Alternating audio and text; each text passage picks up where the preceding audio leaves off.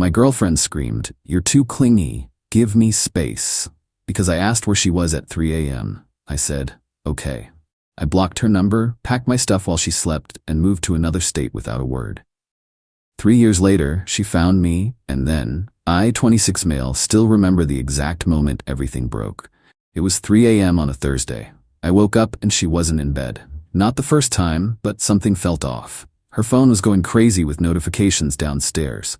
I texted, "Hey, you okay? Where are you?" Simple question, right?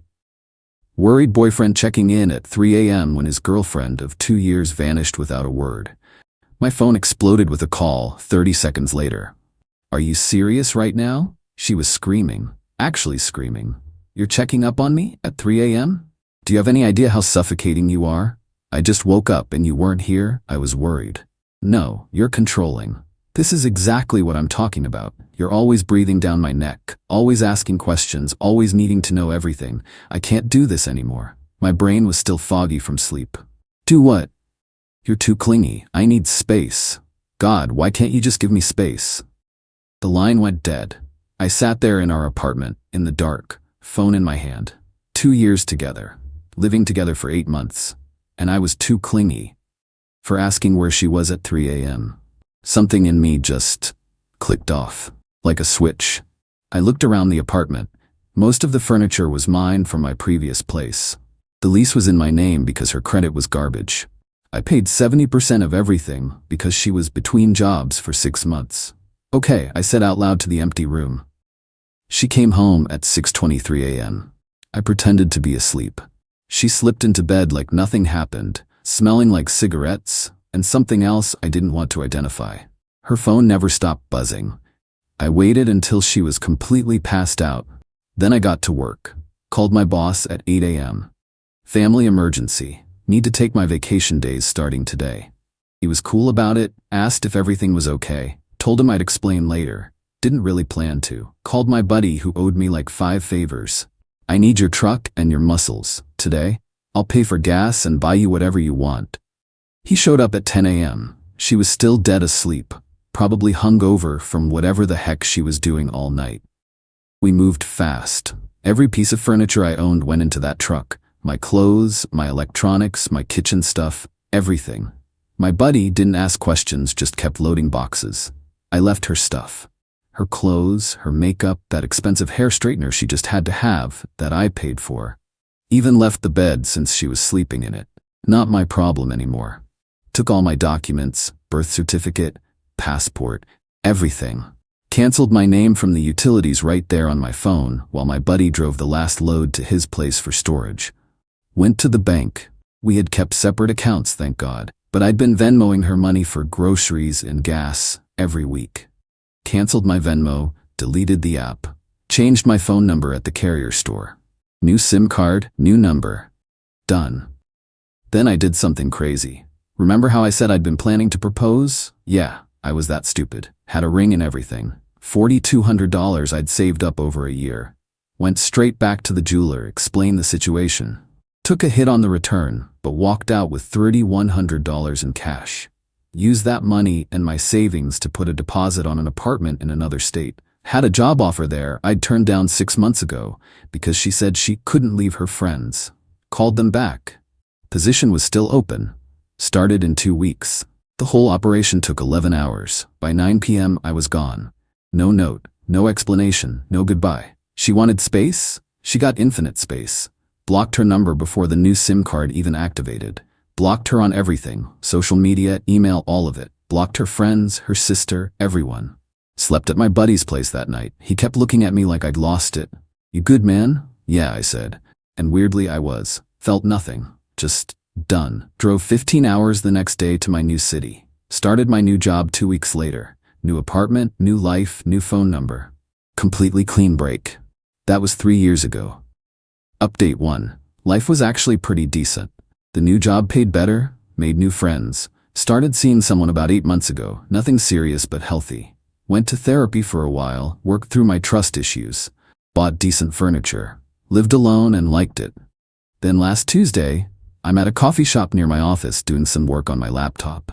Someone sits down across from me. "So this is where you've been hiding." I looked up. my ex-girlfriend. Sitting there like we'd just seen each other yesterday, not 3 years ago. My brain short-circuited. What? Took me forever to find you.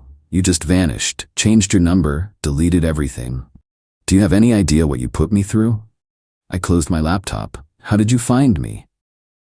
Your friend finally told me where you went. Took some convincing, but I can be very persuasive.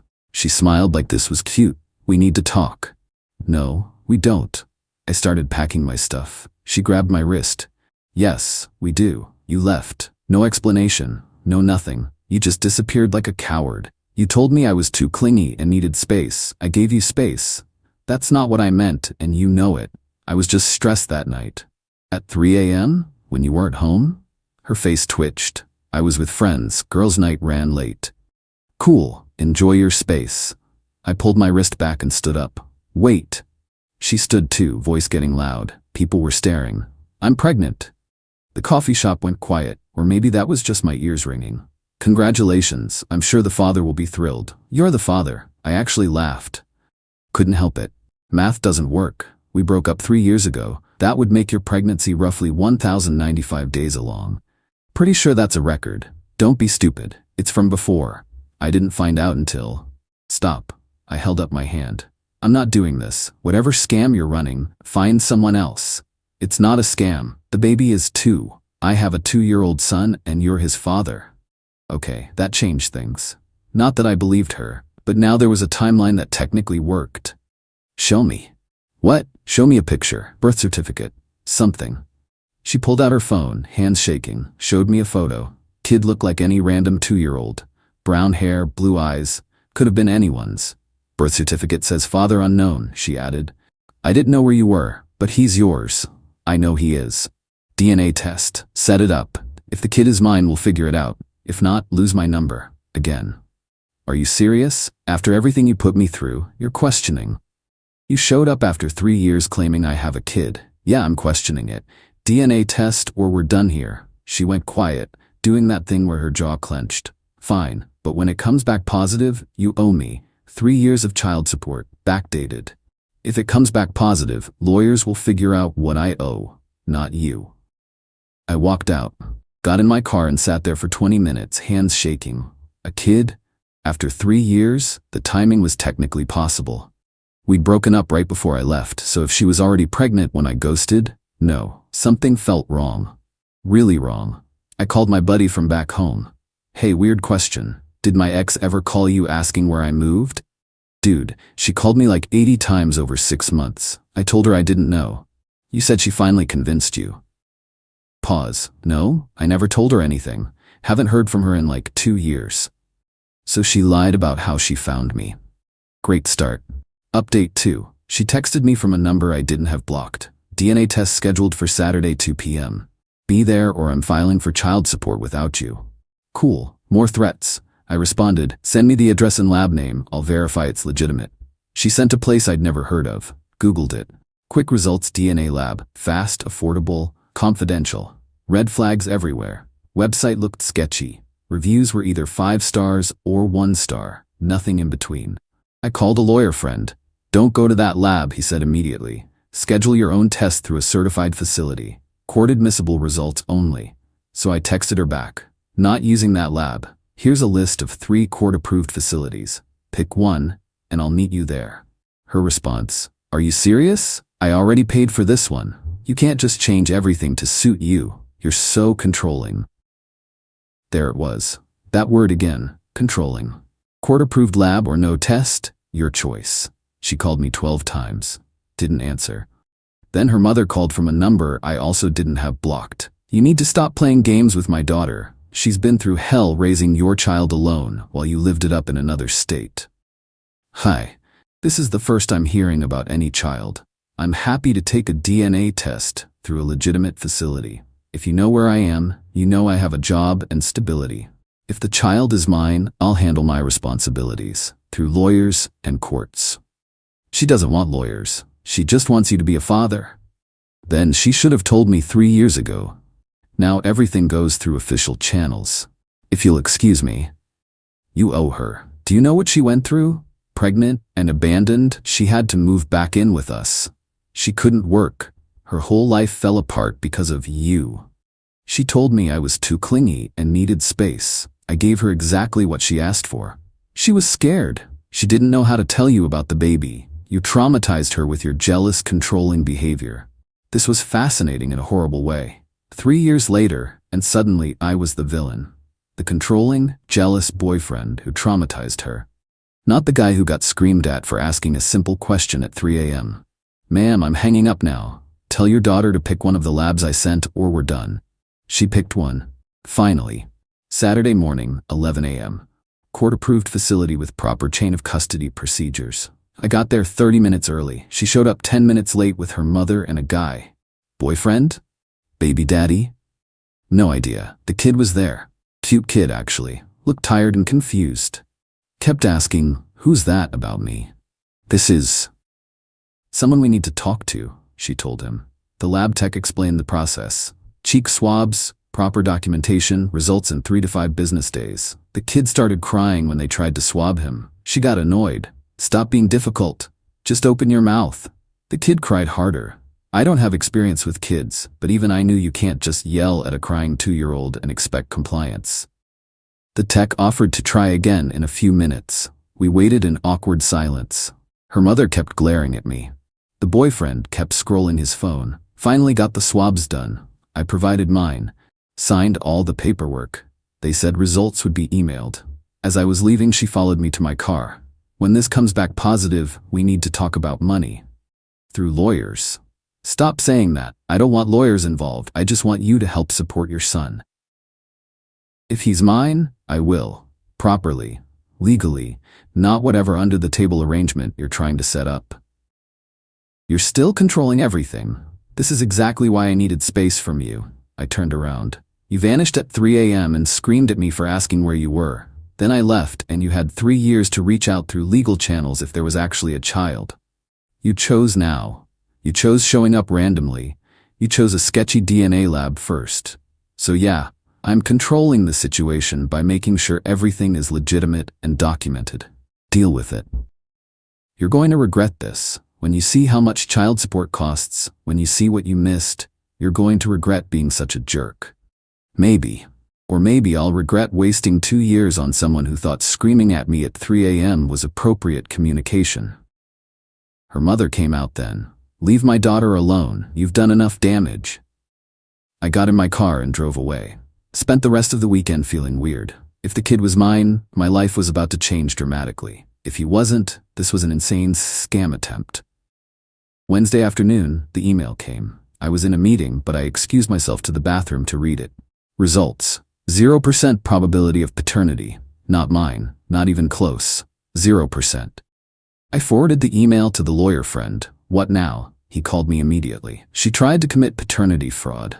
You could potentially press charges, but honestly, just keep this documentation and block her again. If she tries anything legal, you have proof." She wasted my time, my money for the test. She lied. "Yeah, but engaging further just invites more drama. You have proof the kid isn't yours. That's all you need." He was right, but I was angry. 3 years of peace, and she showed up to try to trap me with a kid that wasn't even mine. I forwarded her the results without comment. 5 minutes later, my phone started blowing up. Different numbers, all calling. I answered one. "You sabotaged the test," she was shrieking. "You paid them off or something. There's no way. It's a court-approved facility with chain of custody documentation. I didn't touch anything. The kid isn't mine.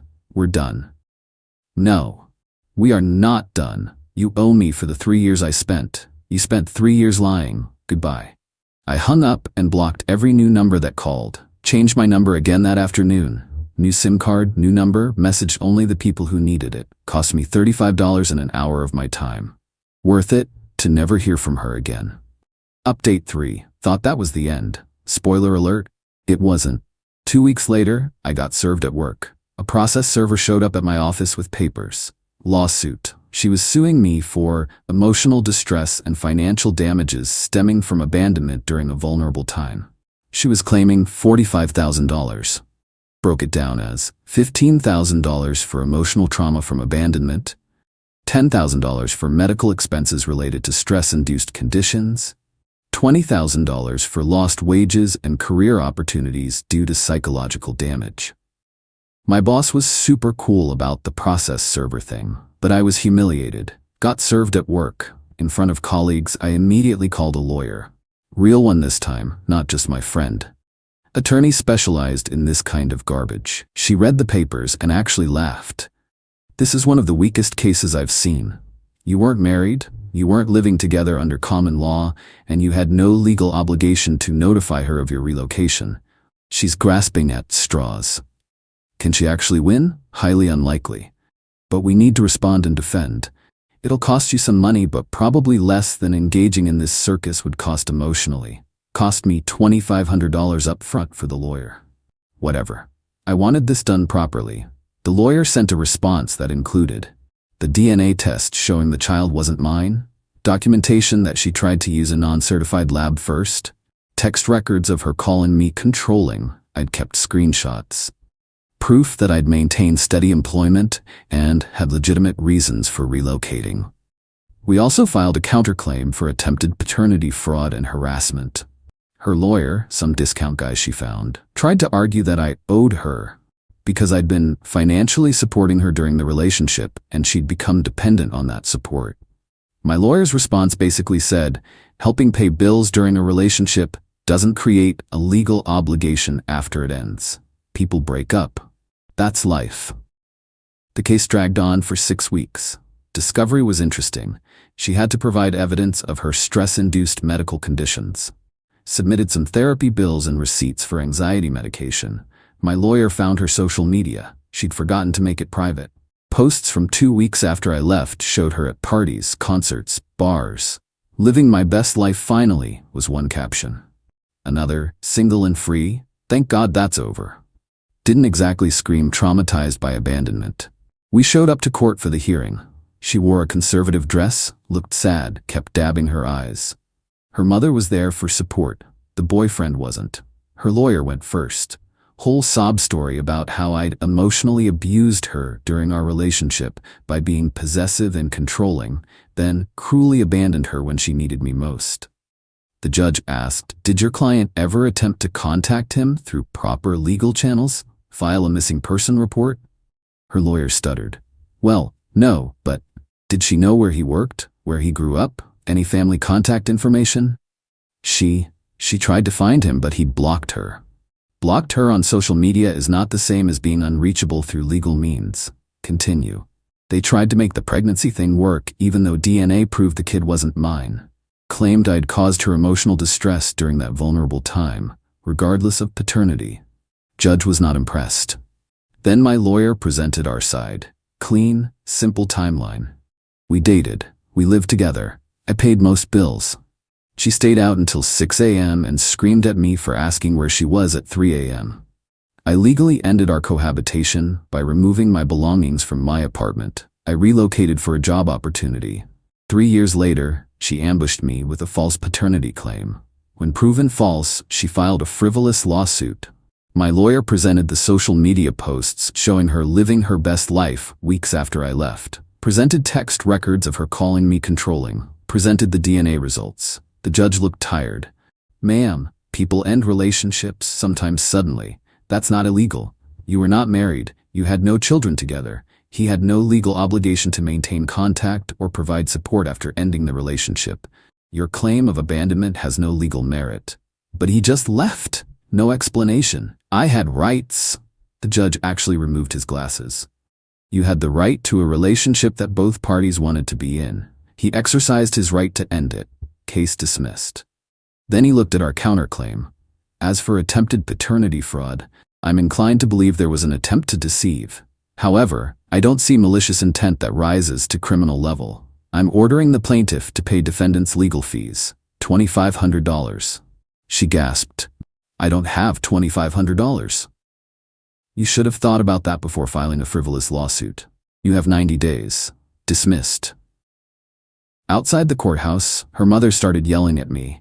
You ruined her life. She had to move back home. She's drowning in debt, all because you couldn't handle a real woman. Your daughter screamed at me for asking where she was at 3 a.m., lied about having my child, tried to scam me with a fake DNA test, and then sued me when that didn't work. She ruined her own life. I just refused to be part of it. She loved you. She loved the 70% of bills I paid. There's a difference. My lawyer pulled me away before I could say more. Don't engage, you won, walk away. In the car, I felt empty.